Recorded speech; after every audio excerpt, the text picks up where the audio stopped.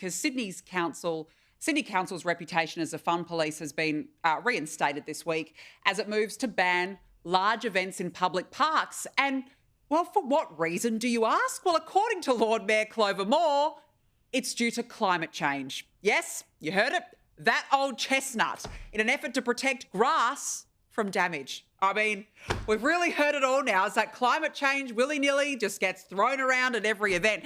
Linda, you're the former Deputy Lord Mayor and you're former councillor of the City of Sydney yourself. What's your response to this climate change? Well, look, my predecessor, Councillor Ollie Arkins, moved a motion to activate these green spaces in the City of Sydney to make sure that they were able to have more festivals, more fun, more engagement. And I was really sad to see that Lord Mayor Clover Moore voted that motion down. I think it is disappointing because the City of Sydney should be a place where there's incredible festivals and fun and engagement. It creates fun, but it creates jobs. It creates economic activation as well. I move that there be more green space overall, and I think this is part of the problem. You've popped lots more people in Sydney, but you haven't opened up more green space. And I think that makes it difficult because people want to have a festival but also walk their dog and, you know, they're there to, this is a thing though, Kristen. I mean, they're there to be used and now apparently they can't be used because of climate change. But how do you make sense of that?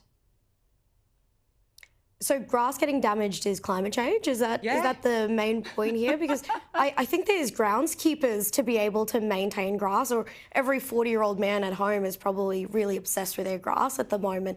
But that doesn't sound like climate change to me. I think that I've been banging on about this forever and a day in terms of councils sponsoring or creating these kind of festivals themselves, and, you know, whether that's a twilight market or a street festival or whatever that may be, but then denying permits for private businesses and private organisations that want to have those events.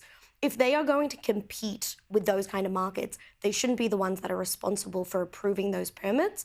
And they should, if they are responsible for approving those permits, they should be governed to a strict criteria. Will it bring economic prosperity to the community?